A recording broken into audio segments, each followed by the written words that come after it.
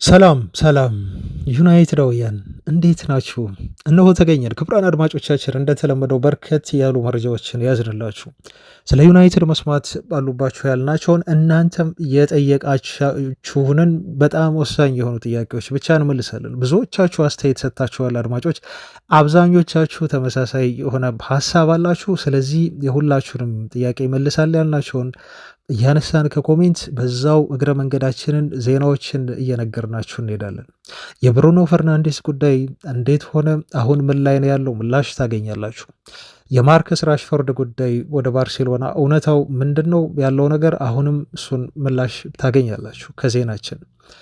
ከዛ ውጭ ደግሞ ስለ መቤሞ ጠየቃችሁን፣ ምላሽ እንሰጣችኋለን። በዛሬው ዜናችን አዲስ ነገር ይዘናል። መቤሞን በተመለከተ ጥሩ ዜና ነው።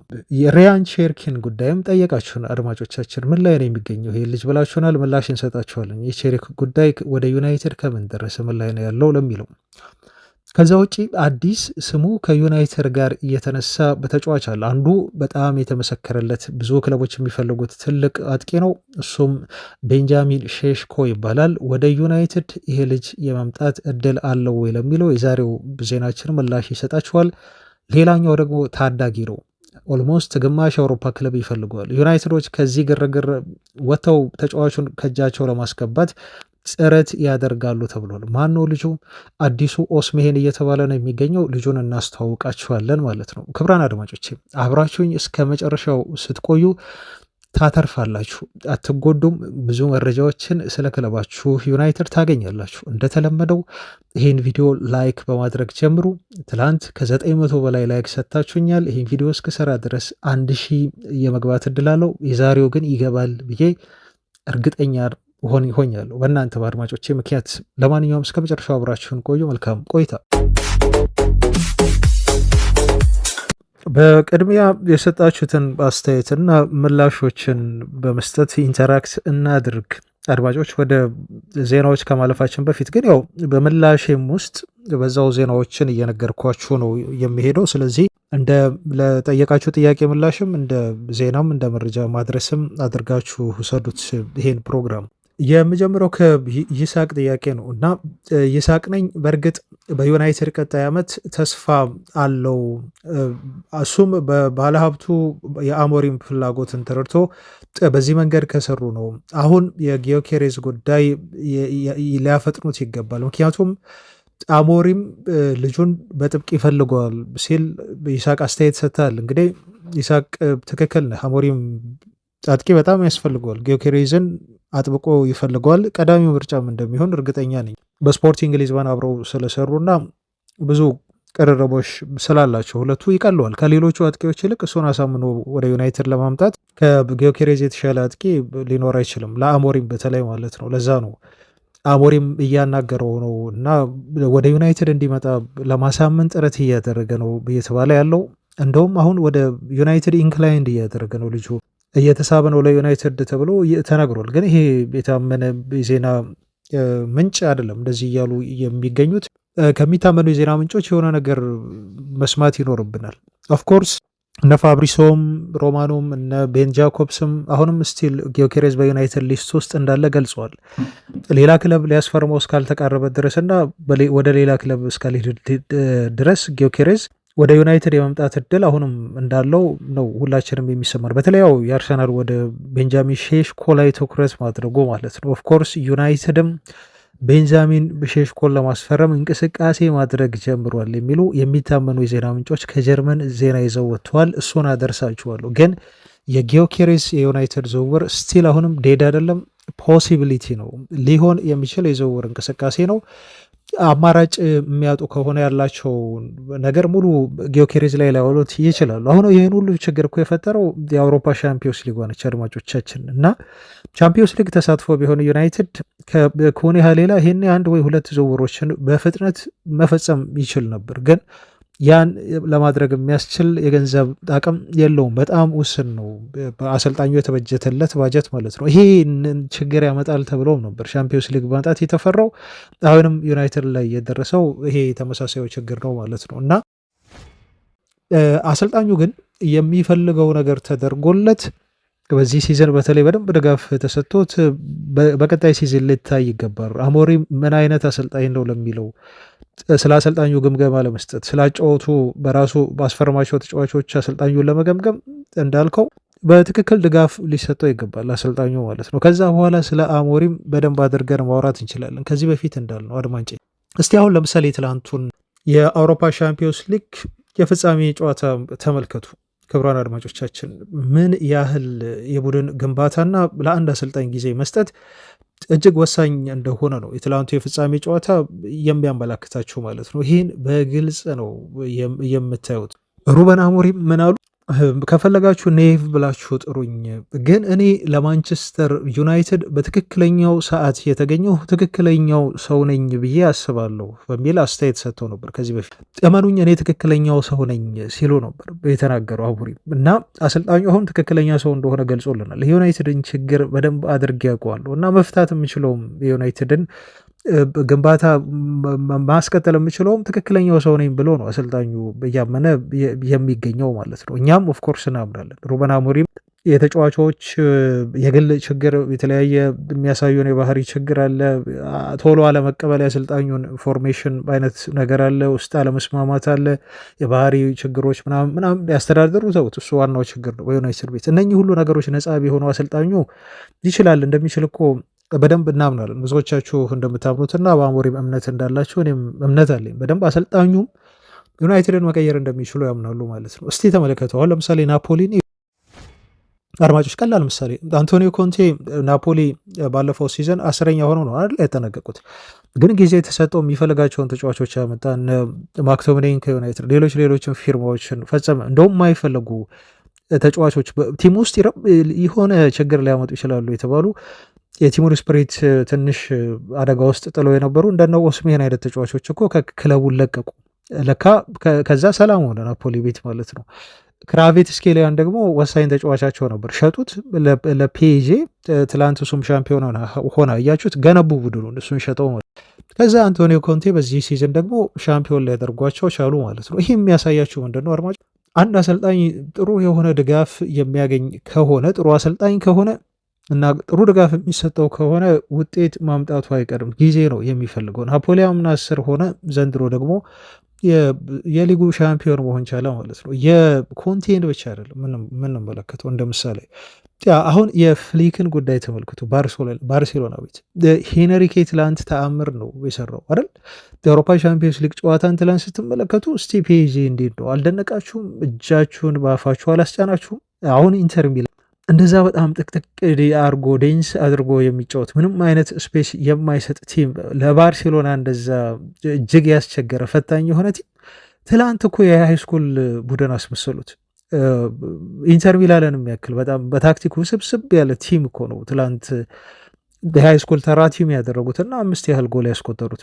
ይሄ ምን አይነት ታምር ቢሰራ ነው ሉዊስ ኤንሪኬ ቲሙ በዚህ ኮንፊደንስ የሚጫወቱ በዚህ የኳስ ንክኪ። ኳሷ እኮ ራሷ የሆነ ፕላይስቴሽን ነው የምትመስለው እነሱ ገር ላይ ስትሆን ፒኤስጂዎች ላይ ማለት ነው። ስለዚህ ጊዜ የተሰጠው ሊሰናበት እኮ ነበር በፒኤስጂ ቤት ሉዊስ ኤንሪኬ። ይህን ታውቃላችሁ አድማጮች፣ ሊሰናበት ከጫፍ ደርሶ ነበር።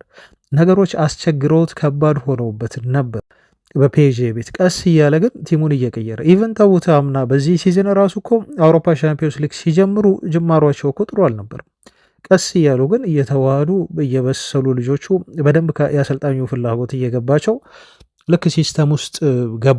ከዛ በኋላ ቲሙ የሆነውን ነገር ትላንት ተመልክታችኋል አድማጮች። እና ጊዜ በጣም ግድ ነው፣ ጊዜ ያስፈልጋል ለሩበን አሞሪም መስጠት። ጊዜ ብቻውን ግን በቂ አይደለም ነው የኔ ትልቁ ጥያቄ።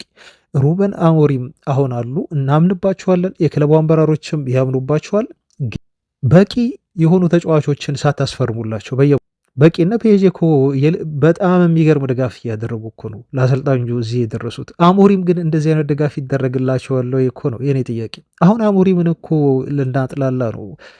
2 ወይ 3 ተጫዋች አስፈርሞለት ከኮንያ ውጪ ቲሙን በቃ ኤክሴፕሽናሊ እንዲቀይ የተለየውን ማንቸስተር ዩናይትድ አሁን እንዲያሳየን ከአሞሪም ልንጠብቅ እኮ ነው ማለት ነው። የክለቡ አመራሩ እንደሚሰስቱት ከሆነ በ3 ተጫዋች የሆነ ቁጥ ፊርማ ማለት ነው። ዩናይትድ ፊት መስመር ላይ ብቻ ነው 3 ተጫዋች የሚያስፈልገው፣ የፊት መስመር ብቻ።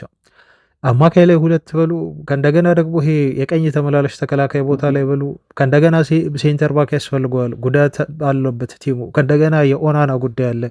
በቃ 6 ወይ 7 ተጫዋች ነው አሞሪም በደንብ የሚፈልገውን አምጥቶ የራሱን በራሱ ቀለም ቲም ሊያሳየን የሚችለው። ግን ይሄ የቁጢ ቁጢ ፊርማ ለቃሉ ይቅርታ አድማጮች፣ ቁጢ ያው ትንሽ ፈራሚ ለማለት ፈልጌ ነው።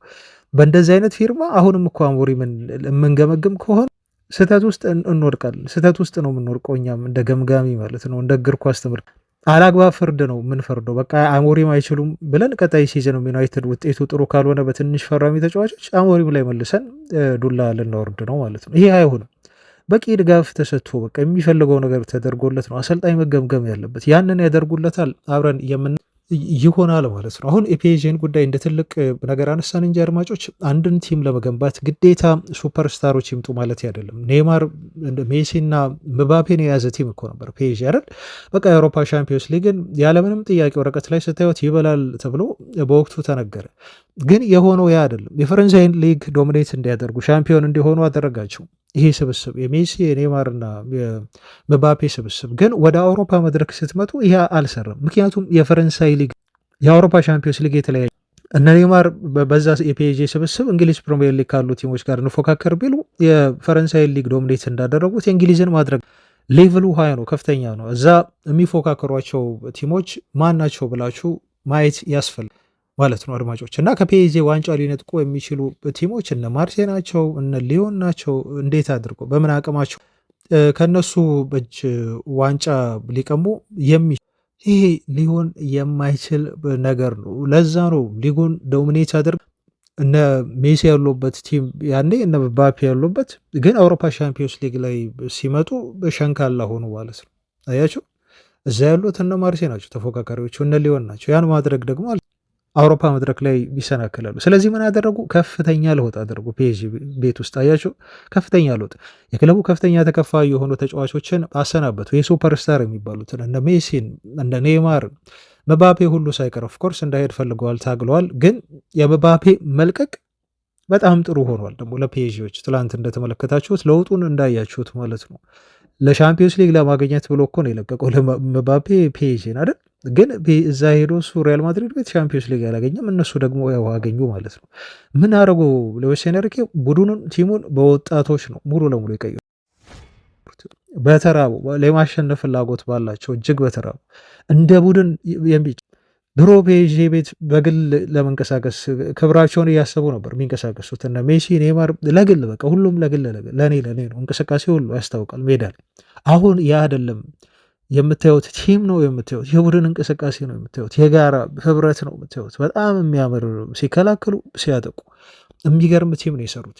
ተጫዋቾችን አስፈርሙ፣ በጣም ወጣት የሆኑ የሚገራርሙ ችሎታ ያላቸውን ዶዬ የተባሉ ልጅ እነ ቪቲ፣ እነ ኢምሬ፣ እነ ባርኮላ፣ ኔቬስ፣ ሜንዴስ እንዴት የሚያስደንቁ ተጫዋቾች ናቸው። ሮጠው ተጫውተው ከእንደገና ክብር ፈልገው የማይጠግቡ ከዛ የተፈጠረውን ነገር ደግሞ ትላንት አያችሁ። ኢንተር ሚላንን አዋረዱት። የውርደት በታሪክ እንደዚህ አይነት ሰፊ ውጤት በአንድ አውሮፓ ሻምፒዮንስ ሊግ ጨዋታ አልቆ ግን እንደዚህ ሆነ ማለት ነው። ዩናይትድ የሚያስፈልገው እንደዚህ አይነት ለውጥ ነው።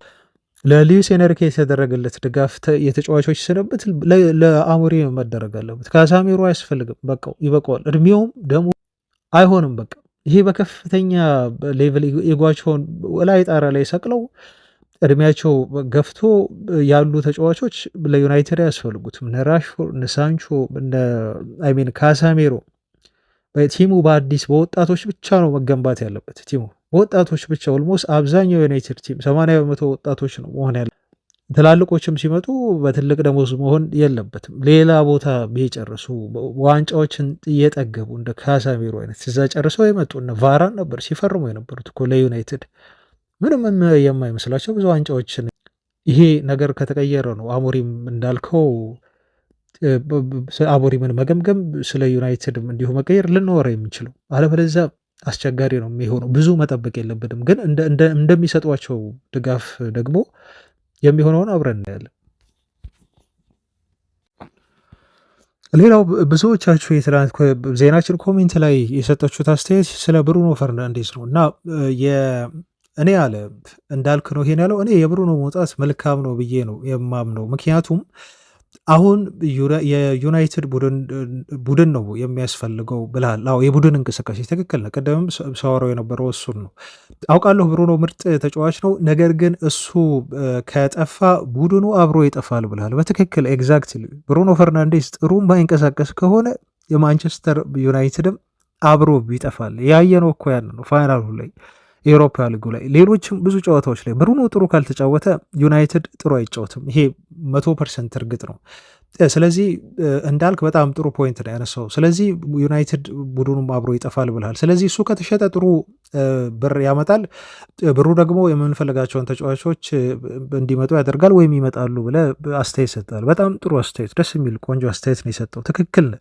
ምክንያቱም ቡድኑ ብሩኖ ላይ ነው የተማመነው። ያ ግን መሆን የለበትም ብያለን ነው። አሁን የፒኤስጂን ቲም እንደምሳሌ ያነሳ ነው ትላንት። ቡድኑ በአንድ ሰው ላይ የተገነባ አይደለም። ያገባሉ፣ እነ ዶዮ ያገባሉ። አንዱ ባያገባ አንዱ ያገባል። ሄዱ ክራቫትስኬሊያ ያገባል ወይ ደግሞ ዴምቤሌ ያስቆጥራል። ከተለያየ አቅጣጫ ነው ጎል የሚመጣው። ቲሙ በአንድ ሰው ላይ የተገነባ ቲም አይደለም። እንደ ቡድን የሚጫወት እንደ ቡድን ከተለያዩ አቅጣጫዎች ጎል ማስቆጠር የሚችሉ ተጫዋቾች ያሉት ቡድን ነው ፒኤስጂ።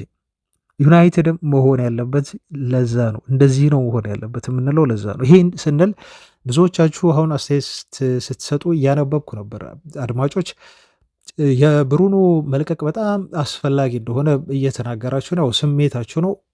ለምሳሌ መስፍን እንደዚህ ብላል። ሰላም መንጌ ብሩኖ ከሄደ በጣም ከባድ ይሆናል፣ ግን ከሄደ ሌላ ጠንካራና ወሳኝ የሆነ ተጫዋች መምጣት አለበት። ጋርናቾን ቢወጣ ደስ ይለኛል፣ ካልሆነ ግን ይረብሻል ብልሃል። ይሄን እመለስበታለሁ። ግን ብዙዎቻችሁ ስሜታችሁ ብሩኖ ቢለቅ የሚል አይነት አስተያየት ነው እየሰጣችሁ ያላችሁት። ቡድኑን ይበልጥ እንደሚያጠናክር እና እሱ ተሽጦ ከሚገኘው ገንዘብ ዩናይትድ ሌሎች በርከት ያሉ ደህና ተጫዋቾችን በመግዛት በእድሜም እንደዚሁም ከብዛትም አንጻር ዩናይትድን ግንባታ ሊያፋጥኑ እንደሚችሉ ነው ግምታችሁን፣ አስተያየታችሁን እየሰጣችሁ ያላችሁት። ብዛት ያለው መንፈስ እንደዛ ነው ከኮሜንት የተረዳሁት። አልፎ አልፎ አንዳንድ ደጋፊዎች ግን ብሩኖ መውጣት የለበትም የሚል ስሜት አላችሁ። ስለ ብሩኖ በዚሁ ዜናውን ልንገራችሁ።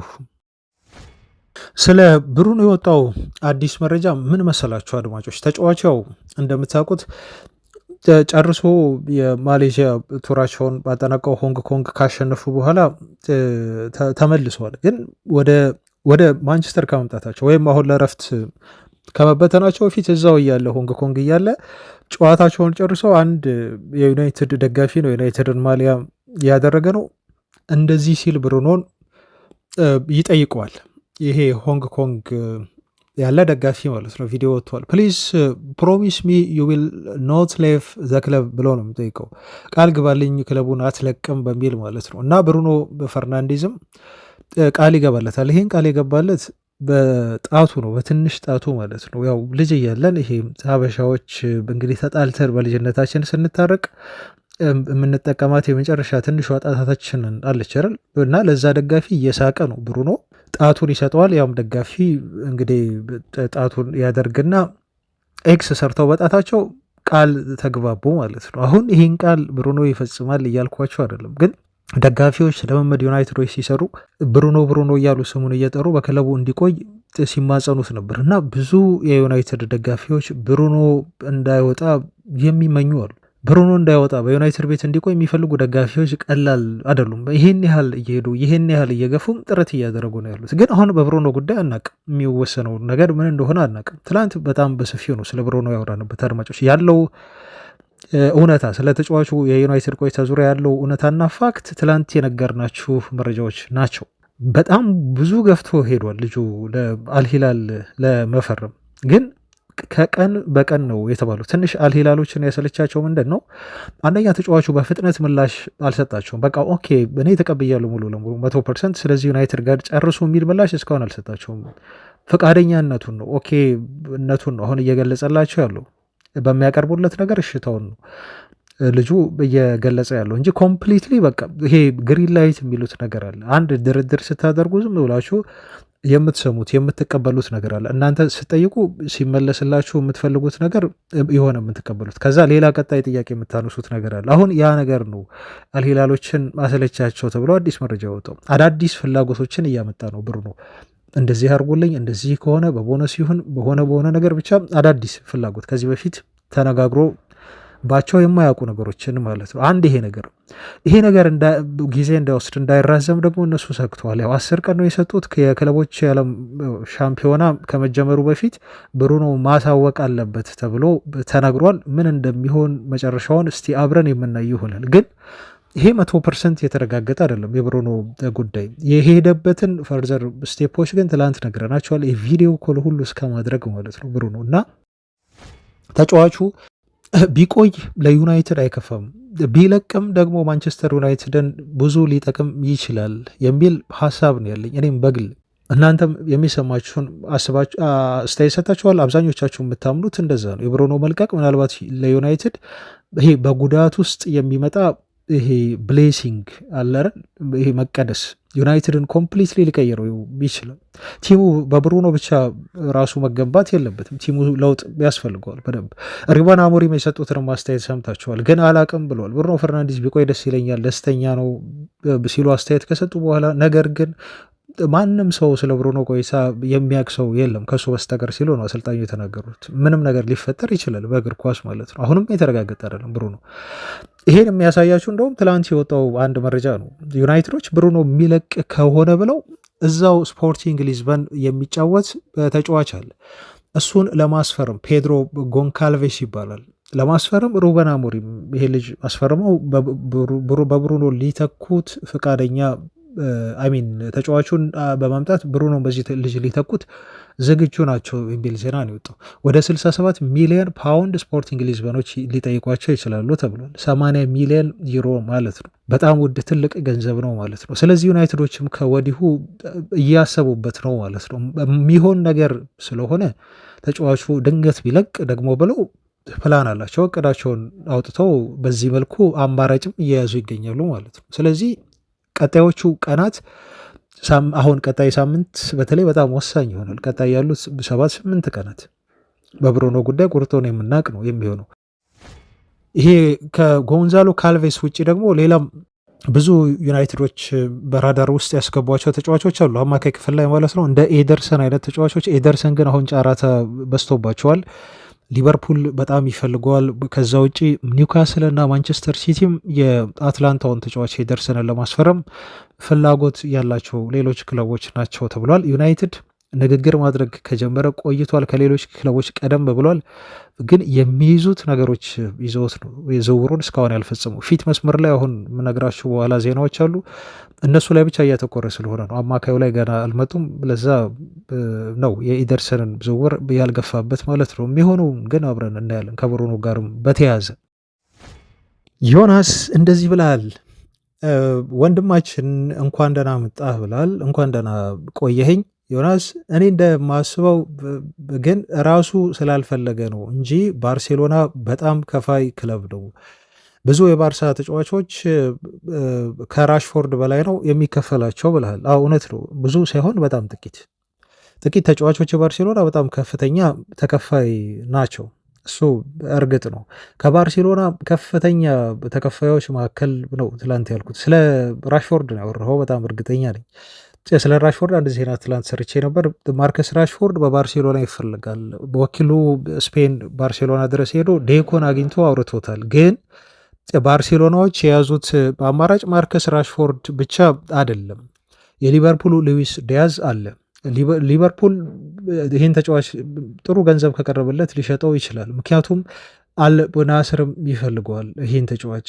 ስለዚህ አልናስር ተጫዋቹን የሚፈልገው ከሆነ ደግሞ ባርሴሎናዎች ግዴታ በገንዘብ ሊቋቋሟቸው አይችሉም አልናስሮችን እና ሉዊስ ዲያዝን ማስፈረም አይችሉም። ይሄን ያውቃሉ ባርሴሎና። ስለዚህ አማራጭ መያዝ አለባቸው። አማራጭ ሲይዙ ደግሞ ራሽፎርድን ነው የያዙት። አሁን ትልቁ ችግር ምንድን ነው? ራሽፎርድ በቋሚ ኮንትራት እንዲፈርም ባርሴሎናዎች አልፈለጉም። ይሄ የሚያሳየው እኮ ጊዜያዊ አማራጭ አድርገው ሊጠቀሙት እንደፈለጉ ነው። ስፖርት የተባለው ጋዜጣ ነው ያወጣው። ይሄ ስፔን ትልቅ የሚታመን የዜና ምንጭ ነው። ከነ ማርካና ቀጥሎ ከሚታመኑ ጥሩ ዜና ከሚያወጡ የስፖርት መረጃ ምንጮች መካከል አንዱ ነው ስፖርት። ባርሴሎናዎች ራሽፎርድን የሚፈልጉት በውሰት ብቻ ነው የተባሉ። ለዩናይትዶች ይህን ሲነግሩ ዩናይትዶች አይ እኛ ውሰት አንፈልግም፣ ውሰት በቅቶናል። አስቶን ቪላዎችም እኔ እዛ ጋር ስህተት ሰሩ፣ ማስገደድ ነበረባቸው። አስቶን ቪላ ሲሸኙት እንደ አማራጭ ነው ያስቀምጡት እንጂ ልክ ለቼልሲ ሳንቾን ሲሸኙት እዛ ቦታ ላይ ግዙት ብለው የሚያስገድድ አንቀጽ አላስቀምጡም። አሁን ያ የውሰት ጊዜ ይበቃናል፣ አሁን በቋሚነት አስፈርሙት ብለው ነው ዩናይትዶች ምላሽ የሰጧቸው ማለት ነው። ባርሴሎናዎች ከ5 እስከ 10 ሚሊዮን ዩሮ ለውሰት ክፍያ እንፈጽማሉ እምቢ አሉ። ስለዚህ ባርሴሎናዎች አካሄዳቸውን በደንብ አድርገው ያውቃሉ። ዩሲ ማየት ይፈልጋሉ። ማርከስ ራሽፎርድ ይሰራሉ። የራሽፎርድ ኬሚስትሪ በባርሴሎና ቤት ውስጥ ይሰራሉ። ዝም ብለው ከፍተኛ ደሞዝ ከፍለው እስከ 40 ሚሊዮን ፓውንድ ድረስ አውጥተው አስፈርመውት ልጁን ሪስክ ከሚወስዱ የራሽፎርድ ቁማር በባርሴሎና ቤት ውስጥ ይሰራሉ የሚለውን ማየት ይፈልጋሉ። ስለዚህ በውሰት ብቻ ነው የፈለጉት። አሁን አንተ ያልከው እሱ ስላልፈለገ ነው እንዴ? እሱማ እኮ ባርሴሎናን እንዴት አድርጎ እንደሚፈልግ እንደውም ሰሞኑን ላሚን ያማል ይፖስታል ኢንስታግራም ላይ አይደል? እዛ እየሄደ የላሚን ፖስት ላይ ኮሜንት ያደርጋል። ማርከስ ራሽፎርድን የሚያክል ትልቅ ተጫዋች አሁን ኮሜንት ባያደርግ አይደለም፣ ኦፍኮርስ በግሉ ሊያደንቀው ሊወደው ይችላል። ያማልን ግን ደጋገመው ራሽፎርድ ከዚህ በፊትም እንደዚህ ያደርጓል። አሁንም ሰሞኑን እንደዚህ ሲያደርግ ነበር፣ የአድናቆት አይነት ፖስቶችን እና ብዙ ደጋፊዎች እንደውም በኮሜንት ምን ይሉታል፣ ማርከስ ራሽፎርድ ራሱን እየሸጠ ነው፣ ባርሴሎና እንዲያስፈርመው እያግባባ ነው አይነት ነገር፣ ይሄ ዲፕሎማሲ ስራ እየሰራ ነው ብለው ሁሉ አሉ። እንግዲህ አንድ ሱፐርስታር ዝም ብሎ የራሱ ተጫዋች ያልሆነን ተጫዋች ሄዶ እዛ ፖስት ባረገ ቁጥር ፖስት አያደርጉም። ብዙ ጊዜ በጣም ቁጥብ ናቸው ታውቃላችሁ አድማጮች አይደል? ተጫዋቾች በጣም ቁጥብ ናቸው። በጣም የተለየ ነገር ካልተፈጠረ በስተቀር ለሌላ ቲም ተጫዋች እየሄዱ አንዴ ሁለቴ ፖስት ሲያደርግ ሪያክት ማድረግ እና አስተያየት መስጠት ብዙ ጊዜ አልተለምድም እንደዚህ አይነት ነገር። ራሽፎርድ ግን ይሄን እያደረገ ነው። ላሚን ያማል ላይ ምናልባት ያማል ይምጣልን ብሎ እንዲያግባባ ይሆን አላውቅም። ከዚህ በፊት ሰምታችኋል። ባለፈው ጥር የዝውውር መስኮት ላይ የተወሰኑ የባርሴሎና ተጫዋቾች ራሽፎርድ እንዳይመጣብን ብለው ለቦርዱ ሁሉ እስከ መናገር ደርሰዋል ተብሎ ዜናው ወጥቷል። እውነት ነው አይደለም እሱን አላውቅም አድማጮች። ስለዚህ እሱ ስላልፈለገ ነው ባልከው አስተያየት ላይ ነው። በደንብ ነው የሚፈልገው። እንደ ራሽፎርድ ለባርሴሎና ለመጫወት የተመኘ ተጫዋች የለም በዚህ ሰዓት። በጣም ዲስፓሬትሊ ነው የሚፈልገው ልጁ። ባርሴሎና ቤት ገብቶ ለባርሴሎና ለመጫወት ደሞዜን ሁሉ ቀንሳለሁ እኮ እያለ ነበር። አንተ እንዳልከው ትልልቅ የባርሴሎና ተከፋይ የሆኑ ተጫዋቾች የሚከተሉት ናቸው። ብዙ ትልቅ የሚከፈላቸው ተጫዋቾች አሉ። ኦፍኮርስ ሌቫንዶቭስኪ አንደኛው ነው። 640,000 ዩሮ በሳምንት ያገኛል። ይሄ አጠቃላይ ግሮስ ደሞዙ ነው ማለት ነው፣ ኔት አይደለም። ፍራንክ ዲዮንግም እንደዚሁ 365,000 ያገኛል። ዘን ላሚን ያማልም እንዲሁ 307,000 በሳምንት ያገኛል። ይሄ አዲሱ ኮንትራቱን መሰረት በማድረግ ሶስተኛ ላይ መጥቷል። ራፊሂና 280,000 ዩሮ ያገኛል። እንዲሁም ፋቲ አሁን እንደለቀቀን የተገለጸው ወደ 268,000 ያገኛል። ከዛ ኩንዴ 260፣ ፔድሪ 240፣ ኦልሞ 240 ዩሮ እያልክ ትገልጻለህ ማለት ነው። ስለዚህ ራሽፎርድ እዚህ ቢመጣ የሚያገኘው ደሞዝ እኮ 350,000 ፓውንድ ነው በዩናይትድ ቤት 350,000 ፓውንድ ነው ወረቀት ላይ የተቀመጠው የራሽፎርድ ትክክለኛው ደሞዝ። ይሄ ማለት ከ400,000 ዩሮ ማለት ነው በሳምንት። ይሄ 400,000 ዩሮ ደሞዝ ደግሞ ስንተኛ ላይ ያስቀምጠዋል መሰለ? ከሌቫንዶቭስኪ ቀጥሎ ሁለተኛ ላይ ነው የሚያስቀምጠው። ታዲያ ይሄ ነው የባርሴሎናን መልበሻ ክፍል አይረብሽም የምትለኝ? እነ ፍራንክ ዲዮንግ ቅሬታ አያነሱም? ያማል ከራሽፎርድ በላይ እንዲከፈለው ትፈልጋለህ በባርሴሎና ቤት? ይሄ ፌር ነው? ላሚን ያማልስ እሺ የሚል ይመስልሃል? የሚቀበለው ይመስልሃል? በተለይ ደግሞ ራሽፎርድ እዛ ሄዶ የማይሳካለት ከሆነ የክለቡን የመልበሻ ክፍል እንትን አያደፈርስም ትላለህ አድማጫችን? ራፊሂና የሚያገኘው 280 ነው። ራሽፎርድ 400,000 ዩሮ ሲያገኝ በሳምንት ደስ የሚለው ይመስልሃል? ፔድሪ የሚያገኘው 240,000 ነው በሳምንት። ራሽፎርድ 400,000 ሲያገኝ ከሱ በ160,000 ዩሮ ደሞዙ ሲበልጥ ፔድሪ ፌር ነው ብለህ ታስባለህ አድማጫችን? ለዛ ነው እንደዛ ያልኩት። ደሞዙን ግዴታ ልጁ መቀነስ መቻል አለበት፣ በጣም መቀነስ አለበት ለባርሴሎና ለመጫወት። ወይም ደግሞ የውሰት አማራጩን መቀበል አለበት። አለበለዚያ ይሄ በቋሚ ዝውውር ወደ ባርሴሎና ማርከስ ራሽፎርድ ከባድ ይሆናል። ይሄ ነገር ፍላጎቱ ከተጫዋቹ መቀነሱ እስካልመጣ ድረስ ጥያቄዎቻችሁ፣ አስተያየቶቻችሁና ምላሻችን እንደቀጠለ ነው።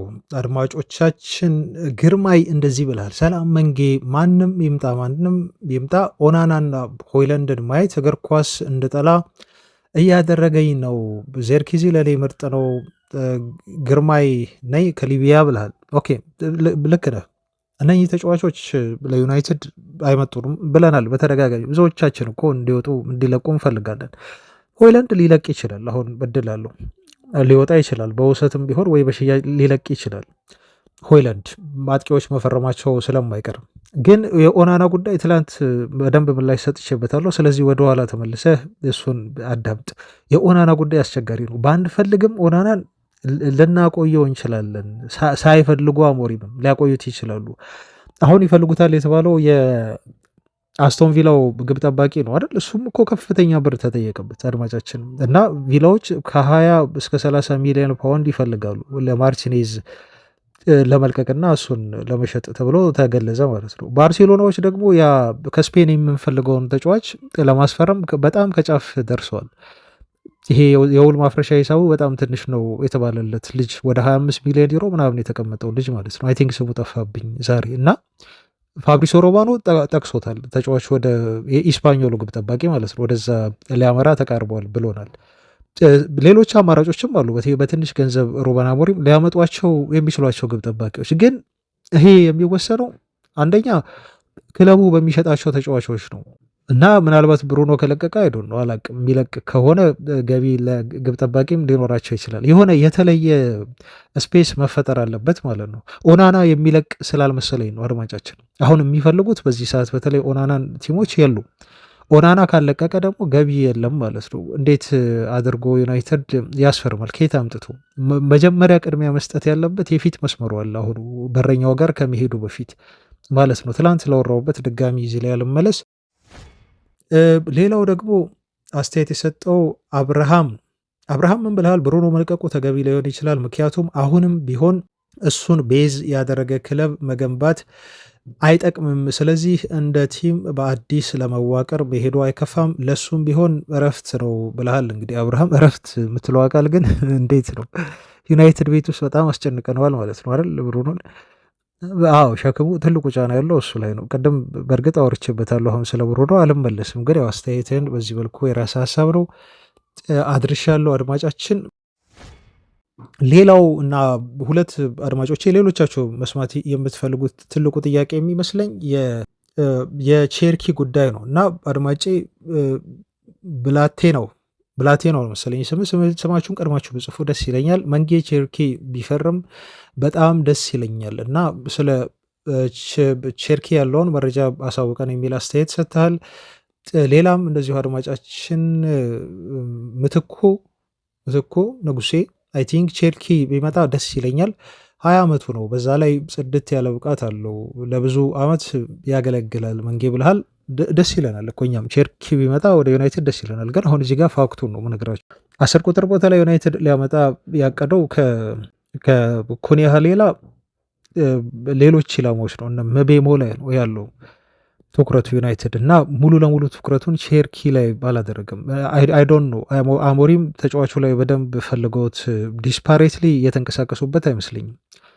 የመሸጫ ገንዘቡ 30 ሚሊዮን ዩሮ አካባቢ ነው። ውል ማፍረሻው ብዙ አይደለም ለዩናይትድ ከምቤሞ ይልቅ ይሄ ጥሩ ሂሳብ፣ ቶሎ ማስፈረም ይችላሉ። ልጁን ግን ሪስክ አይመስልም አድማጫችን? አሁን ልጁን ዩናይትድ ብቻ አይደለም የሚፈልገው፣ ሌሎችም ክለቦች እኮ በጣም መጡ ሰሞኑን። ለዛ ነው ተስፋ እንዳታደርጉ። ስለዚህ ልጅ በደንብ ማልነገራችሁ። ለምን ሲቲ ገፍቶ እየሄደ ነው። አሁን በጣም ፑሽ እያደረጉ ነው። ሲጀመር ሲቲዎች ብሪያን ቼሪክን ለማስፈረም ፍሎራን ዊትዝን ካጡት በኋላ ወደ ሊቨርፑል መሄዱ እየተረጋገጠ መምጣቱን ተከትሎ ሁነኛ የሆነ ርካሽ አማራጭ ነው ብለው ወስደውታል ብሪያን ቼሪክን እና ሰሞኑን በተለይ ኃይለኛ ድርድር እያደረጉ ነው። ይሄ ቅልጥ ያለ የዝውውር ድርድር ላይ ናቸው ከተጫዋቹ ጋር። ስለዚህ ወደ ሲቲ የማምራት እድሉ አሁን ባለው ሁኔታ ብሪያን ቼርክ በደንብ ያመዘነ ይመስላል። አሁን ባለው ሁኔታ ነው ብልህ፣ በየትኛውም ኤኒታይም ሊቀየር ይችላል። ወደ ዩናይትድ ጠንከር ያለ ነገር የለም። ኦፍኮርስ ቀርቦላቸዋል፣ ፍላጎታቸውን ገልጸዋል፣ አሉበት እዛ የፈላጊዎቹ ክለቦች ውስጥ ግን እንደ ምቤሙ ጠንከር ያለ ፍላጎት አይደለም ዩናይትድ ያለው ራያን ቼርክ ላይ ማለት ነው። ስለዚህ እዚህ ተጫዋች ላይ ብዙ ጊዜያችንን ማጥፋት የለብንም ማለት ነው። ምክንያቱም ለእኛ የቀረበ ስላልሆነ ልጁ ወደ ዩናይትድ የመምጣት ፍላጎት ይኑረው አይኑረው ሼርኪም የተባለ ነገር የለም። በፊት ሮናልዶን እንደሚያይ ገልጿል፣ ዩናይትድ እያለ የሮናልዶ አድናቂ እንደነበረ። አሁን ግን ፍላጎቱ ምናልባት ሊቨርፑልም ይፈልገዋል፣ ሲቲም አለ። ስለዚህ የእነሱ ፕሮጀክት ደግሞ የተሻለ ነው ታውቃለህ፣ ወደዛ ሊያደላ ይችላል። እንደኔ ምረጥ ካልከኝ ምቤሙ እጅግ የተሻለ ነው ከሼርኪ ይልቅ እንደ አማራጭ የምታቀርብልኝ ከሆነ 2 ቁጥር ነው አይደል የሚፈርመው። ምቤሙ ለምንድን ነው ምርጥ የሚሆነው? በኋላ ስለሱ መረጃ አለኝ አደርሳችኋለሁ። በሁሉ ስታቶቹን ስታይ በደንብ አድርጎ ነው የሚደግፈው። ቼርኪ እኮ ገና በሊጓን በፈረንሳይ ሊግ ነው አሁን ነው ያለፉትን 2 ዓመታት በተለይ ዘንድሮ በጣም የታየው ልጁ ኖቲስ እየተደረገ የመጣው ብቃቱ ማለት ነው። በእንግሊዝ ላይ መጥቶ ደግሞ ይሰራል አይሰራም ሪስክ ነው። ያ ጋምብል ይባላል፣ ቁማር። ኦፍኮርስ ገንዘቡ ብዙ አይደለም፣ አውጥተህም ብዙም ይሄን ያህል የምትቆጭበት ገንዘብ አይደለም። 100 አይደለም የምታወጣው 30 ነው፣ ግን ደግሞ ጋምብል ነው። ይሄ ፕሩቭን የሆነ ነው። ምቤሙ ወደ ዩናይትድ መጣ ማለት ፕሩቨን በቃ በፕሪሚየር ሊግ ራሱን እንዲያሳይ ጊዜ ይፈልጋል የምትለው አይደለም። ጊዜ ወስዶ ነው የመጣው ወደ ዩናይትድ። በዚህ ዩናይትዶች ተቀዳሚ ያደረጉት ተጫዋች ምቤሙ መሆኑን ተከትሎ የቼርኪ ላይ በደንብ እየተንቀሳቀሱ ጠንከር ያለ ፍላጎት ኖሯቸው ድርድር ላይ ስላልሆኑ ይሄንን ተጫዋች በስሱ ተመልከቱት እንጂ በደንብ አስረግጠን የምናወራበት እና ወደ ዩናይትድ ይመጣል የሚያስብል ምንም አይነት መረጃ እያገኘንበት አይደለም ለማለት ነው። አድማጮች በመጨረሻ አስተውል የተባልክ ቤተሰብ የምቤሙ ዝውውር ምን ላይ ደረሰ? በቃ ማንቸስተር ይህን ይፈልጋል መባል እንጂ አስፈረመ የሚባል ነገር የለም። ምን አይነት ዘገምተኛ አስተዳደር ነው ያላቸው? ይገርማል ብልሃል። እንግዲህ ቲሙ ያለበትን ችግር ተናግረናል። አሁን አንመለስበትም። ዩናይትድ ያለበትን ሁኔታ በደንብ እናንተም ታውቃላችሁ በደንብ ስለምትከታተሉ። ዩናይትድ ተጫዋቾችን እንዲህ በፍጥነት የሚያስፈርበት ሁኔታ አሁን በተለይ ከሻምፒዮንስ ሊግ ውጦት በኋላ ቢያቀርቷል። ለግዠሪ የሆነ ገንዘብ የለንም፣ ካፒታል የለንም ዩናይትዶች። ስለዚህ ስፔስ እያስለቀቅን ከዛ ከሚለቀቀው ስፔስ ነው አንጻር ተጫዋቾችን ለማስፈረም ጥረት እያደረገን ያለ ነው። ግን ስለ ምቤሞ ልምጣልህና ምቤሞ ወደ ዩናይትድ እንዲመጣ ያለው ፍላጎት በጣም ጠንካራ ነው። ይሄን ላረጋግጥልህ እወዳለሁ። ግን በጣም ተቃርቧል የምንልበት ደረጃ ላይ አይደለንም የምንገኘው። ተጫዋቹ በዩናይትድ ይፈለጋል፣ ትክክል ነው። 100% በጣም ይፈለጋል። የሚታመኑ የዜና ምንጮች ገልጸውልናል። አድማጫችን ዩናይትድ ልጁን እንደሚፈልገው፣ ነገር ግን ተቃርቧል የምንልበት የዝውውር ስቴፕ ወይም ደረጃ ላይ አይደለም የምንገኘው። የብሪያን ምቤሞ ትንሽ ስጋት የነበረኝ እነ ኒውካስል አይነት ቲሞች ይፈልጉታል መባሉ ነበር። ትንሽ ኒውካስል በገንዘብ አቅም ሻምፒዮንስ ሊግ ምናምን ጋር በተያዘ ከዚህ ጋር ግን የወጣው አንድ መረጃ ምንድን ነው ያመላክተኝ፣ ምቤሞ የሚስበው የአውሮፓ ሻምፒዮንስ ሊግ አይደለም መባሉ ልክ የኩኒያ አይነት ሀሳብ አለው። ኩኒያ ወደ ዩናይትድ ሲመጣ የረጅሙን ነው ያየው። እሱ ዘንድሮ ሻምፒዮንስ ሊግ ስለማይሳተፉ ብሎ ዩናይትድን አልመርጥም አላለም። ዩናይትድ ትልቅ ቲም ነው እና አሞሪምም ደግሞ ፕላናቸውን እቅዳቸውን ሸጠውለታል ሲባል አስረድተውታል በደንብ። ስለዚህ በደንብ ስላስረዱት አሞሪም ዩናይትድ ዘንድሮ ባይሳተፍም ለቀጣዮቹ ዓመታት ግን ሻምፒዮንስ ሊግ ላይ ይመለሳል የሚል ሀሳብ አለው ኩኒያ። ለዛ ነው ዩናይትድን የመረጠው። አሁንም ምቤሞ ተመሳሳይ ሀሳብ አለው። ዘንድሮ ስለተሳተፉ ኒውካስሎች ብቻ መርጦ ወደ ኒውካስል አይሄድም፣ የረዥም ጊዜ ፕሮጀክቱን ነው የሚያየው ተባለ። ይሄ ለዩናይትድ ትልቅ አድቫንቴጅ ነው። በምቤሙ ዝውውር ላይ የተሻለ ገንዘብ ሊያቀርቡ ይችላሉ፣ የተሻለ የአውሮፓ መድረክ ሊያቀርቡለት ይችላሉ። ግን የረዥም ጊዜ እቅድ ሲያይ ለዩናይትድ መፈረም ተጫዋቹ ኮንሲደር የሚያደርገው ነው ተባለ። which is very good news ለዩናይትድ ማለት ነው። ጥሩ ዜና። እሱን የማይችሉ ከሆነ ደግሞ ዲብሊንግ ላይ ያተኩራሉ ተብሏል። እንደ አማራጭ አድርገው ይዘውታል ማለት ነው። ይህም ልጅ ከ40 እስከ 50 ሚሊዮን ዩሮ ዩናይትዶችን ያስወጣቸዋል ተብሎ ነው የሚጠበቀው። ግን ዋነኛ ትኩረታቸው 10 ቁጥር ቦታ ላይ ምቤሙ ነው። ምቤሙ የቀኝ 10 ቁጥር ቦታን ይይዛል። ኩኒሃ ደግሞ የግራውን 10 ቁጥር ቦታ ይይዛል። በሁለት 10 ቁጥሮች ዩናይትዶች ለመጫወት የሚያስቡት ቀጣይ ሲዝን ላይ ማለት ነው። ዋነኛው ነው እና ይሄ ልጅ ወደ ዩናይትድ እንዲመጣ እውነተኛ ፍላጎት ነው ያለው። እንቅስቃሴዎችም ተጀምረዋል። ለምሳሌ ቶማስ ፍራንክ ምን ብለው አስተያየት ሰጡ መሰላችሁ ስለ ብሪያን ምቤሞ? ግልጽ ነው አሉ። ይሄ ተጫዋች የሚሸጥ ከሆነ በጣም ጥሩ ገንዘብ መሆን አለበት ጥያቄ ተብሎ የሚቀርብልን ብለዋል። በጣም ጥሩና ትልቅ ገንዘብ፣ ምክንያቱም ሙቹዋሉ በጣም ምርጥ ተጫዋች ነው። እስቲ የትኞቹ ምን ያህል የክንፍ መስመር ተጫዋቾች ናቸው ለአንድ ቡድን 20 ጎል የሚያገቡት ያውም እንደዚህ አቬሬጅ ለሆነው ለብሬንትፎርድ ላለ ክለብ እየተጫወቱ የትኞቹ ተጫዋቾች ናቸው የክንፍ 20 ጎል የሚያስቆጠሩት እስኪ ንገሩኝ ይላሉ አሰልጣኙ የብሬንትፎርድ። ይሄ ብቻ አይደለም፣ ተጫዋቹ ጎል ማስቆጠሩ ብቻ አይደለም፣ እንዲሁም 7 አሲስት አድርጓል አሉ። ከእንደገና ወርክ ኤቲክሱን እዩ ብለዋል። አሰልጣኙ ናቸው፣ በጣም በቅርበት ያውቁታል። ኦፍኮርስ በጣም ጠንካራ ታጋይ ሰራተኛ ነው። ካራክተሩን ተመልከቱ፣ የጨዋቱን አሉ። እነኚህ ሁሉ ነገሮች ማለት ብዙ ነገር ማለት ናቸው ለአንድ ተጫዋች። ስለዚህ ጥሩ ተጫዋች ነው፣ በጥሩ ገንዘብ ነው ግን እሱን ለማዘዋወር የሚመጣ ቲም መክፈል ያለበት ሲሉ ነው የተናገሩት ማለት ነው። አያቸው። ስለዚህ ዩናይትድን እያስጠነቀቁ ነው። ግን ብሬንትፎርድ የተባለው 50 ሚሊዮን ፓውንድ ነው ለተጫዋቹ ዝውውር የሚጠይቀው። ዩናይትድ ደግሞ ለኩኒያ 60 አውጥቷል። ለበሜቡ 50 ሚሊዮን ፓውንድ ማውጣት የሚከብደው ቲም አይደለም። በዩናይትድ የዝውውር ብራኬት ውስጥ ያለ ልጅ ነው ማለት ነው። የሚጠበቀው አሞሪም ተጫዋቹን በደንብ አድርጎ ማሳመንና ልጁ ፑሽ እንዲያደርግ ማድረግ ብቻ። ከዛ በኋላ ነገሮች ሁሉ ቀላል ነው የሚሆኑት። አስቡት እስቲ ዩናይትድ ኮኒያና ምቤሙን በሁለት 10 ቁጥር ቦታ ላይ ከያዘ በግራና በቀኝ ማለት ነው። ሁለቱ ልጆች እኮ ባለው በተጠናቀቀው ሲዝን 35 ጎል ነው መሳተፍ የቻሉት። በድምሩ 35 ጎሎችን አስቆጥረዋል። 14 ኳሶችን ደግሞ አሲስት አድርገዋል በፕሪሚየር ሊጉ ማለት ነው በዚህ ሲዝን።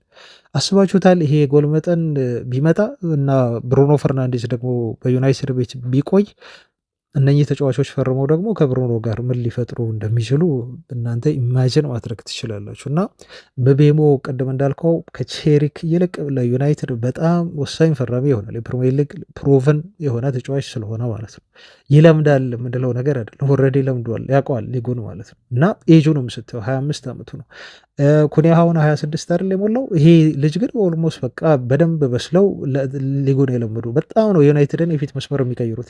ከዛ ከነሱ ፊት ደግሞ 9 ቁጥር ላይ ያስባችሁታል። በጣም ምርጥ አጥቂ ቢመጣ አሁን እየተወራ እንዳለው ቀጣይ የማደርሳችሁም ዜና ከ9 ቁጥር አጥቂዎች ጋር የተያዘ ነው ማለት ነው። ዩናይትድን እንዴት ሊቀይሩት እንደሚችሉ ብሩኖ የማይለቅ ከሆነ አድማጮቻችን ለማለት ነው። በዚህ መልኩ አድማጮቼ ምን ላይ ሰጠው ለሀሳብ አስተያየቶቻችሁ ማለት ነው። ብዙ ጊዜ አሁን በጀመርነው አዲሱ ፎርማት እንቀጥላለን። ሀሳብ አስተያየት፣ ጥያቄዎቻችሁን እንደዚህ ያስፍሩልኝ። በዛው አያይዤ ምላሽም ስለምሰጣችሁ የወጡትን መረጃዎች ስለማደርሳችሁ እንደ ዜናም ቁጠሩት። ከእናንተም ጋር ፍላጎታችሁን፣ ጥያቄዎቻችሁን እየመለስን እንቀጥላለን። አሁንም ዜናዎቻችን ይቀጥላሉ። ላይክ ማድረጋችሁን ግን አትርሱ አድማጮች። ላይክ በደንብ አድርጉ፣ እንደዚሁም ሼር አድርጉ ለጓደኞቻችሁ። በደንብ በተሳተፉ ወደ ዜናዎቻችን እናምራ። አድማጮች ዩናይትድ የዝውውር መረጃዎችን ስናይ ከመለስኩላችሁ ጥያቄዎች ውጭ ያሉትን ያው የኩኒያ ጉዳይ ሕክምና እያደረገ ነው። ዛሬ ነው በነገራችን ላይ የዝውውር መስኮቱ የተከፈተው፣ ጁን ፈርስት ነው ዛሬ። ስለዚህ ለቀጣዮቹ 10 ቀናት ይቆያል፣ ይዘጋል። ከዛ በኋላ ደግሞ ተመልሶ ይከፈታል ማለት ነው። ሁለቴ ለዓለም ክለቦች ሻምፒዮና ሲባል ዛሬ በይፋ የተከፈተበት ቀን ነው። ለዛም ነው ኩኒሃ አሁን ለዩናይትድ መፈረም ያለበት ትክክለኛ የካላንደር ጊዜ ነው። ለዛ ነው የቆየው እስካሁንም እንጂ ቆይቷለው። ዝውውሩ ካለቀ ሰምታችኋል አድማጮች። ግን አሁን ማስመዝገብ ይችላሉ። አሁን በዚህ ካላንደር ነው ዩናይትዶች ማስመዝገብ የፈለጉት ማለት ነው። ለዛ ነው ዛሬ ሕክምናውን ያደርጋል፣ አጠናቋል። ይሄን ሕክምናውን ወይ ይሄን ዜና እየሰራንላችሁ ዝውውሩ ይፋ መሆኑ ይገለጻል ተብሎ ይጠብቃል። ብቻ ኦልሬዲ ኩኒሃ ጨርሷል ማለት ነው። 120,000 ፓውንድ ደሞዝ ያገኝ ነበር በሳምንት በወልቭስ ቤት። አሁን በዩናይትድ ቤት ወደ 200,000 ፓውንድ በሳምንት ደሞዝ የሚከፈለው ይሆናል። 17 ጎል አስቆጥሮ በሁሉም ውድድሮች በወልቭስ ቤት 6 አሲስት አድርጎ ነው ለዩናይትድ የሚፈርመው ማለት ነው። ዩናይትዶች በ3 ጊዜ ቆራርጠው የሚከፍሉ ይሆናሉ። በ2 ዓመት ግን ክፍያውን ይፈጽማሉ። 5 ዓመት ኮንትራት ነው ተጫዋቹ የሚፈርመው በዩናይትድ ቤት ማለት ነው። ለማንኛውም ኩኒሃ ፈርሞልናል። ይሄ መልካም ዜና ነው። ምክንያቱም ቀጣይ ሌላ ተጫዋች ለማስፈረም ዩናይትዶች ትኩረታቸውን ስለሚያደርጉ የኩኒሃ ጉዳይ እዚህ ላይ ያበቃል ወይም ያከትማል። አዲስ ስሙ ከዩናይትድ ጋር የተያዘ አጥቂ ደግሞ እንንገራቸው። አዲስ አይደለም፣ ኦፍኮርስ ከዚህ በፊት ተረስቷል ስሙ። የጌኩሬስ ጉዳይ እንዳለ ሆኖ ቅድም በጥያቄዎቻችሁ ላይ ምላሽ ሰጥቼበታለሁ። የጌኩሬስን ጉዳይ የእሱ ነገር እንዳለ ሆኖ አርቢ ላይፕዚግ የአጥቂ መስመር ተጫዋች ቤንጃሚን ሼሽኮ ወደ ዩናይትድ የመምጣት እድልም አለው ይሄ ተጫዋች የሚል ሪፖርት ወጥቷል። አሁን ሌሎች ጋዜጦች ቢያወጡት እንደ ተራ የሆነ ሩመር አድርጌ ነው ወስደው የነበሩ አድማጮች። ምክንያቱም ዩናይትድ ስትራይከር ስለሚፈልግ ያው ከየትኛውም ስትራይከር ጋር ስሙ ሊነሳ ይችላል። ዩናይትድ የቼልሲውን አጥቂ እንኳን ያስፈርማሉ ተብሎ እኮ ተነግሮ ነበራል። ጃክሰንን ግን ብዙ እምነት አልነበረኝም ትላንት። ለዛ ነው ዜናውን ያልደረስኳችሁ። አሁን ዩናይትድ ካለበት ሁኔታ አንጻር ግን የትኛውም አጥቂ ስሙ ሊነሳ ይችላል። ይሄ ማቴታን በሉ ሌሎችም ብዙ አጥቂዎች እነ ዋትኪንስም ተነስተዋል። በነገራችሁ ላይ ግን ከሚታመኑት የዜና ምንጮች ብቻ ስለምንፈልግ እና የተረጋገጡት ላይ ማውራት ስላለብን ነው እንጂ አጥቂዎች እየተነሱ ነው። እነ ጃክሰን፣ እነ ዋትኪንስ፣ እነ ማቴታ አሁንም ስማቸው የሚነሱ ናቸው። ግን ቢልድ ጋዜጣ ነው ያወጣው ይሄንም ዜና። ስለዚህ የቢልድን መረጃ ደግሞ ዝም ብዬ እንደ ቸልታ ሳላይ ላልፈው የምችለው አይደለም። ከአርቢ ላይፕዚግ ዩናይትዶች ቤንጃሚን ሼሽኮን ለማስፈረም ዝውውር ፉክክሩን ከአርሰናል ጋር ተቀላቅለዋል የሚል ሪፖርት ነው ያወጡት። ቢልድ በጣም ከሚታመኑ የጀርመን ጋዜጦች መካከል አንዱ ነው። ስለዚህ ይህን መረጃ መናቅ አንችልም አድማጮች። የዩናይትድ ዳይሬክተር ኦፍ ፉትቦል የሆኑት ክሪስቶፈር ቪቨለን ታቋቸዋላችሁ። ከዚህ በፊት ከሼሽኮ ጋር በጣም ጥሩ የሆነ ግንኙነት ቅርርብ ያላቸው ሰው ናቸው እና ይህን ቅርርባቸውን ተጠቅመው አሁን በዩናይትድ ቤት ብዙ ተአምራት እየሰሩ ነው። በሚያስፈርሟቸው ተጫዋቾች ማለት ነው። እያደነቅናቸው ናቸው። ኮኔን እኮ ያስፈርሙልን ቪቨል ናቸው። እነ ሂቨንን የመለመሉልን ቪቨል ናቸው። አሁንም ታዳጊዎችን እና ለዋና ቡድን ይመግቡናል ብለን እንጠብቃለን። በጣም ጥሩ ስራ ነው እየሰሩ ያሉት። በነገራችሁ ላይ ኢኔዮሶች መደነቅ አለባቸው ይህን ሰው በማምጣታቸው። ዩናይትድ ይህን ተጫዋች ለማስፈረም ከአርሰናል ጋር ይፎካከራል ተብሏል። በጣም ጥሩ ዜና። አሁን ዩናይትድ እየሰማን ያለው ነው በአጥቂ መስመር ላይ እነ ቤንጃሚን ሼሽኮን ነው፣ እነ ጊዮኬሬሽን ነው፣ እነ ኦስሜሄንን ነው። አንዳቸው በቃ ከትልልቅ ተጫዋቾች ጋር ስሙ እየተነሳለን ነው። በጣም ጥሩ ዜና ነው። ይፈርማል አይፈርምም እሱ ሌላ ጉዳይ ነው። እሱን የምናይ ይሆናል ወደፊት። ግን ዜናው የሚለው ምንድን ነው? ክሪስቶፈር ቪቨል በዩናይትድ አሁን እየሰሩ ያሉት ሰው ሼሽኮ ዲቨሎፕ እንዲያደርግ ቀድሞ ሆኖ አብረው ሰርተው ስለነበር በሳልዝበርግ ስለሚተዋወቁ ወደ ዩናይትድ እንዲመጣ ተጫዋቹን ለማሳመን ይቀላቸዋል። ምናልባት ዩናይትድ ከአርሰናል የተሻለ እድል ሊኖረው ይችላል ተጫዋቹን አሳምኖ ወደ ኦልድ ትራፎርድ ለማምጣት በሚል ነው ዜናው የወጣው ማለት። ኦፍኮርስ ሜትሮ ነው ደግሞ ይሄን ያለው። ዩናይትድ የተሻለ እድል ሊኖረው ይችላል በቪቭል አማካኝነት ያለው። ከ16 ዓመቱ ጀምሮ ነው የሚያውቁት ልጁን። ስለዚህ ይሄ ፐርሰናል ግንኙነት ወይም ይሄ ፐርሰናል ኮኔክሽን አለ ማለት ነው በደንብ በተጫዋቹና በቪቨል መካከል። ይሄ ለዩናይትድ ጥሩ አድቫንቴጅ ነው፣ ግን ማረጋገጫ ሊሆን አይችልም። ይሄን ነገር አስምሩበት። አሁንም ቢልድ ስለወራው ነው ዜናውን ያደረስኳችሁ ብያቸዋለሁ አድማጭ። ስለዚህ ቤንጃሚን ሼሽኮ ወደ ዩናይትድ ሊመጡ ከሚችሉ አጥቂዎች መካከል አሁን አንዱ ነው ተብሎ ተወርቷል። ይሄን ያዙት ከኦስሜን እና ከጊዮኬሬዝ ቀጥሎ ማለት ነው። የምቤሞ ጉዳይ እሱ በ10 ቁጥር ቦታ ስለሚታይ እሱ የተለየ ነው። ይሄ 9 ቁጥር ቦታ ማለት። ሌላው አድማጮቼ ደግሞ አንድ አጥቂ ተጫዋች ሊያመጡ ዩናይትዶች እውነተኛ ፍላጎት እንዳላቸው የተገለጸበት ልጅ ነው። ልጁ አሁን መቶ ፊክስ የዩናይትድን ችግር ፊክስ የሚያደርግ ልጅ አይደለም፣ ግን በሚታመኑ የዜና ምንጮች የተወረረበት ልጅ ነው። ለአልባሴቴ ነው የሚጫወተው ተጫዋቹ። የፊት አጥቂ መስመር ተጫዋች ነው። ክርስቲያን ኮፋን ተብሎ ይጠራል። ክርስቲያን ኮፋንን ለማስፈረም ከሚፈልጉ ክለቦች መካከል ዩናይትዶች አንዱ መሆናቸውን አስመዝግበዋል። ፍላጎት አላቸው እና የተጫዋቹን ዝውውር ፉክክር ቀድመው ለመጨረስ አሁን ጥረት እያደረጉ ነው የሚል ሪፖርት ወጥቷል። በ24-25 ሲዝን ባሳየው በአልባሴቴ አስደናቂ እንቅስቃሴ ምክንያት ነው ብዙ ክለቦች እንደውም መረጃው የሚለው ኦፍኮርስ አግኖታል ሃፍ ኦፍ ዩሮፒያን ቲምስ ነው ያለው። የአውሮፓ ክለቦች ግማሹ ያህል የሚፈልጉት ተጫዋች ብሎ የጠቀሰው ልጁ ነው። ካሜሮናዊ ነው። የተወለደው ካሜሮን ነው ልጁ። ፖርቶ፣ ባየር ሊቨርኩሰን፣ ሞናኮ፣ ባርሴሎና፣ ሪያል ማድሪድ፣ ቪያሪያል፣ አስቶን ቪላ፣ ኒውካስል፣ ማንቸስተር ዩናይትድ፣ ቤኔፊካ፣ ሌንስ እነኚህ ሁሉ ክለቦች ሞኒተር እያደረጉት ነው። ዋነኞቹ ተብለው የተቀመጡ የተጠቀሱ ናቸው። ለዛ ነው ሃፍ ኦፍ ዩሮፕ። በተለይ ፕሪሚየር ሊግ እና የላሊጋ ክለቦች ሊያስፈርሙት ከፍተኛ ጥረት እያደረጉ ነው ይለናል። ኮፋን ቀጣዩ ከአፍሪካ ከሚወጡ በጣም ስመጥር ይሆናሉ ተብሎ ከሚጠበቁ ተጫዋቾች መካከል አንዱ ነው። በጣም ረጅም ነው፣ አትሌቲክ ነው፣ ትልቅ የሆነ ኢንስቲንክት አለው። በእንቅስቃሴው ላይ ይሄ ማነፍነፍ የሚችል የ9 ቁጥር የአጥቂ ተጫዋች ነው። ቴክኒኩ በጣም ላቅ ያለ ነው። ሊንክ አፕ ፕሌይ ሲጫወት በጣም ይደነቃል። ሀፍ ስፔስን ደግሞ በደንብ አድርጎ የሚጠቀምና አታክ ማድረግ የሚችል ነው። በደንብ ፕሬስ ያደርጋል። ዱወል ላይ ቁመቱ ረጅም ነው። ቅድም እንዳልኳችሁ እነኚህ ሁሉ ክለቦች የፈለጉት ለምን እንደሆነ ታውቃላችሁ? የውል ማፍረሻ ሂሳቡ 5 ሚሊዮን ዩሮ ብቻ ስለሆነ ነው። 5 ሚሊዮን ዩሮ ብቻ የውል ማፍረሻ ያለው ወኪሉ በጣም የሚገርም ስራን የሰራው ማለት ነው። እንግዲህ 18 ዓመቱ ነው። በ2006 ተወለደ ይለናል። ፊቱን ስታዩት ግን ያው ታይፒካል የሆኑ የካሜሮን ተጫዋቾች እንደዚህ ናቸው አይደል? ፊታቸውን ስታዩ በጣም ትልቅ ይመስላሉ፣ ግን 18 ዓመቱ ነው። በ2006 ነው የተወለደው ተብሏል።